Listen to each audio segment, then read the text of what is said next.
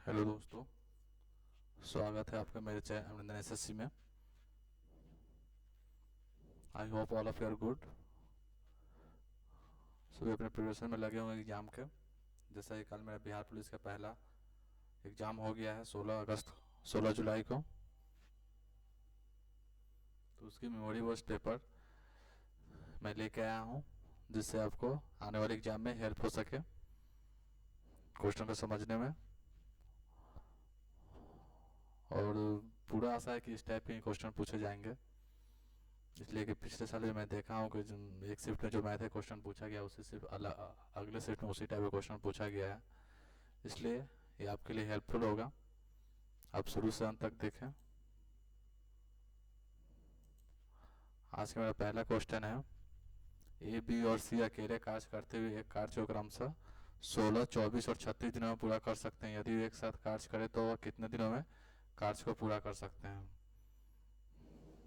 मेरा ए है जो 16 दिन में कर रहा है, बी है जो 24 दिन में कर रहा है, और सी है जो 36 दिनों में कर रहा है। तीनों का हम एलसीएम लेंगे। 16, 24, 36 का एलसीएम होता है 36 में 72, तो 72 30 नहीं ले 108, 108 नहीं ले 144, 144 सबसे लग जाएगा। 144 एलसीएम होता है इसका। 16 9 44, 16 9 144 है, और 24 6 144, और 36 में 72 72 144, 36 चौका 144। तो मेरा तीनों का एफिशिएंसी आ गया। ये डेली 9 काम करता है, तो 16 दिन में 144 काम कर लेगा। बी डेली 6 काम करता है, 24 दिन में 144 काम कर लेगा। और सी डेली 4 काम करता है, 36 दिन में 144 काम कर लेगा। मेरा टोटल वर्क 144 हो गया। तो अब तीनों मिलकर एक साथ काम करेंगे तो कितने दिन में ख़त्म हो जाएगा। मेरा टोटल वर्क 144 हो गया। और तीनों, ए एक दिन में 9 काम करता है, बी एक दिन में 6 काम करता है, और सी एक दिन में 4 काम करता है। तो 6 4 10 9 19, तीनों मिलकर एक दिन में 19 काम करते हैं। तो 144 काम 19 पर डे 19 काम हो रहा है, 144 काम करना है। तो 19 सतह 33 है, 33 से 33 में 133 140 में 33 11 आएगा। तो मेरा 1 नंबर आंसर है। चलते हैं नेक्स्ट क्वेश्चन की तरफ। 3 tan 2 इक्वल टू, तो मेरा ये 2 sin theta minus cos theta, 2 cos theta minus sine theta का मान ज्ञात करें। तो 3 tan थीटा इक्वल टू 2 है, तो इससे मेरा tan थीटा का जो वैल्यू है वो 2/3 आ जाएगा। और tan थीटा इक्वल टू मेरा जो होता है sine theta by cos theta. तो यहाँ से मेरा साइन थीटा 2 आ जाएगा और कॉस थीटा 3 आ जाएगा। तब इसको हम पुट करते हैं इक्वेशन में, जो मेरा है 2 sin theta minus cos theta और 2 cos theta minus sine theta. तो 2 sin थीटा, तो साइन थीटा का 2 रखेंगे, तो 2 × 2 माइनस कॉस थीटा की जगह पे 3 रखेंगे, फिर कॉस थीटा की जगह पे 3 रखेंगे, 2 × 3 माइनस साइन थीटा की जगह पे 2 रखेंगे, तो 2, तो 2 2 जा 4, 4 में से 4 माइनस 3, और 2 2 जा 2 3 जा 6, 6 माइनस 2, तो 4 में से 3 गया 1, और 6 में से 2 गया 4, तो मेरा 1/4 आंसर आएगा। आंसर हुआ 3 नंबर। चलते हैं नेक्स्ट क्वेश्चन की तरफ। एक श्रृंखला समांतर श्रेणी में यदि अंतिम पद 21 है और सभी सभी पदों का योग 122 है, तो 120 है, तो पहले 3 पदों का योग ज्ञात करें। मेरा S N equal to A plus L by 2 into N होता है, ये मेरा फॉर्मूला होता है। तो एस एन जो मेरा दिया है 10 पदों का योग जो दिया है 120 है। अंतिम पद ए नहीं दिया है, पहला पद। अंतिम पद 21 पद है, अंतिम पद 21 है, लास्ट पद ये फर्स्ट पद। 2 इंटू एन मेरा 10 है, 1 0 से 1 0 कट जाएगा, ये 12 दूना 24 ए प्लस 21, तो यहाँ से मेरा ए इक्वल टू 3 आ जाएगा। मेरा पहला पद 3 है, पहला पद मेरा 3 आ रहा है और अंतिम पद 21 आ रहा है। तो पहला 3 है और अंक बीच में 8 नंबर और आएंगे, तो 8 नंबर और आएंगे। 3 में से 18 तो 5 7 9 11 13 15 17 19, 2 2 4 2 6 2 8 2 10। तो मेरा 3 पदों का योग पूछा है, तो 5 3 8 8 7 15। पहला मेरा 3 पदों ये है जिसका योग होगा 15। तो चलते हैं नेक्स्ट क्वेश्चन की ओर। 7 मित्रों में से प्रत्येक ने एक प्रोजेक्ट पर 16 रुपया खर्च किए हैं और 8वें दोस्त ने सभी 8 के औसत खर्च से 35 रुपया अधिक खर्च किए, तो यदि उनका खर्च किया है कुल धनराशि कितना है। 7 मित्र हैं और प्रोजेक्ट पर 16 रुपया खर्च किया, सब 16 रुपया खर्च कर रहा है। और एक मित्र है, 8वां दोस्त है, जो सब 8 दोस्त के खर्च से 35 रुपया अधिक कर रहा है। 8 दोस्त का खर्च एस रुपया हुआ, उससे वो 35 रुपया अधिक कर रहा है। 8 के औसत खर्च से 8 का औसत एस हुआ और उससे 35 रुपया अधिक कर रहा है। ये 7 को यहाँ रखेंगे हम और 1 को यहाँ रखेंगे, तो एस से ही बड़ा है तो इसको घटाएंगे। एस प्लस 35 माइनस एस, तो मेरा 35 आएगा। तो 7 के वैल्यू 35 आ गया, तो यहाँ से 1 के वैल्यू 5 आ जाएगा। तो यहाँ मतलब इस 1 का वैल्यू यहाँ 5 है, तो 16 है, तो बढ़ेगा, तो 5 21 हो जाएगा। और 21 और 15 21 और 35 ही बढ़ेगा, तो यहाँ पे एक एस का वैल्यू 21 आ गया। और उस 8 का औसत खर्च 21 रुपया है, तो उसका पूरा खर्च कितना होगा 21 इंटू 8, तो 168 रुपया। ये आंसर हुआ।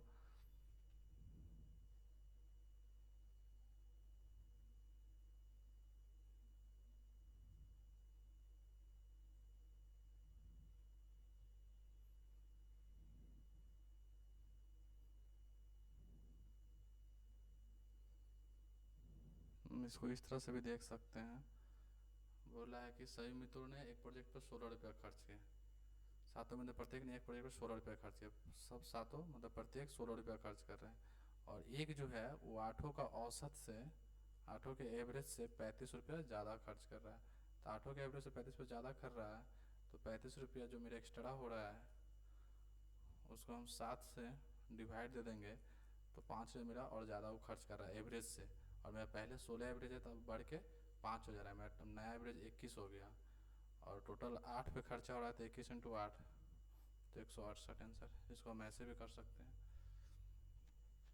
चलते हैं नेक्स्ट क्वेश्चन की तरफ। यदि x माइनस 1/x/4 है तो x cube minus 1/x cube का मान क्या होगा। तो x minus 1/x equal to 4 है, तो x Q plus 1/x minus है।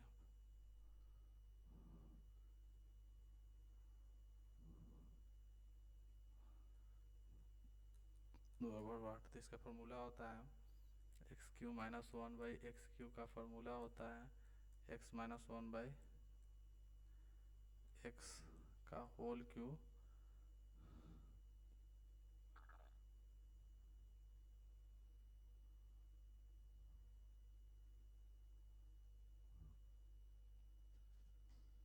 क्यू माइनस बी क्यू का फॉर्मूला होता है ए माइनस बी का whole cube minus 3ab into a minus b. हमसे क्या पूछा है, x cube minus B cube, तो है x cube minus B cube, तो मेरा 3 इंटू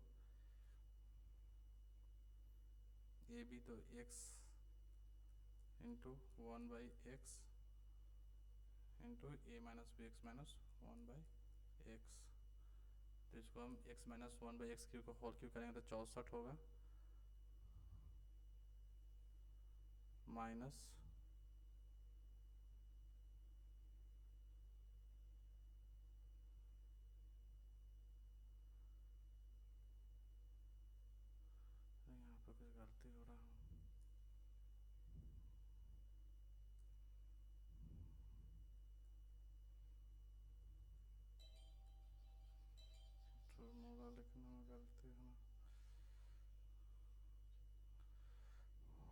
फार्मूला मैंने गलत लिख दिया था, फिर से लिखता हूँ।